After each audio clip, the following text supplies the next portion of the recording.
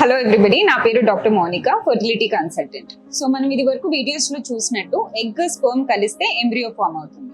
కానీ ఈ ఎంబ్రియోస్ ని ఎక్కడ డెవలప్ చేస్తాము, ఎక్కడ పెరుగుతాయి 5 days అనేది ఇంపార్టెంట్. సో ఈ ఎంబ్రియోస్ ని మనం ఫస్ట్ 5 days ఈ ఇంక్యుబేటర్స్ లో గ్రో చేస్తాం. సో ఈ ఇంక్యుబేటర్స్ అంటే ఏంటి? ఇవి ఎంబ్రియోస్ పెరగడానికి ఒక సేఫ్ ప్లేస్ అన్నమాట. సో వాటిలో మనకు కావాల్సిన carbon dioxide, oxygen, temperature maintenance, moisture, ఇలా వాటికి ఎంబ్రియోస్ పెరగడానికి కావాల్సినవన్నీ అప్రోప్రియేట్ క్వాంటిటీస్ లో సరిపడగా మెయింటైన్ చేస్తూ ఉంటాం. సో వీటిలో 2 types ఆఫ్ ఇంక్యుబేటర్స్ ఉంటాయి. ఒకటి కన్వెన్షనల్ ఇంక్యుబేటర్, ఒకటి బెంచ్ టాప్ ఇంక్యుబేటర్. సో ఈ కన్వెన్షనల్ ఇంక్యుబేటర్ అనేది ఇది కొంచెం old type of an incubator, versus ఈ బెంచ్ టాప్ ఇంక్యుబేటర్ అనేది it is a recent advanced incubator అన్నమాట.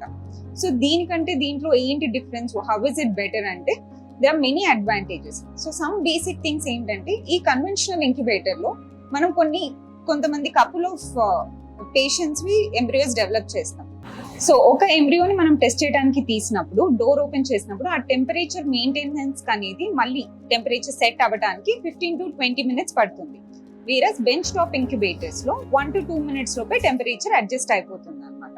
So that is one of the main advantages. ఇంకోటి ఏంటంటే ఈ బెంచ్ టాప్ ఇంక్యుబేటర్స్ కి బ్యాటరీ బ్యాకప్ అనేది ఉంటుంది. అంటే for suppose by any chance current లేకపోయినా, పవర్ లేకపోయినా దీనికి 1/2 hour to 40 minutes బ్యాకప్ ఉండటం వలన మన ఎంబ్రియోస్ కి ఎటువంటి ప్రాబ్లం అనేది ఉండదు. అండ్ అనదర్ థింగ్ ఇస్ దీంట్లో ఇన్ఫర్మేషన్ అంతా స్టోరేజ్ అయి ఉంటుంది కాబట్టి ఈ ఇంక్యుబేటర్స్ ని మనం సిస్టమ్ కి కనెక్ట్ చేయగానే సో ఎంబ్రియోస్ ఇన్ఫర్మేషన్ లేదా సిస్టమ్ ఇన్ఫర్మేషన్ అవన్నీ వెంటనే మనకి సిస్టమ్ లోకి వచ్చేస్తాయి అన్నమాట.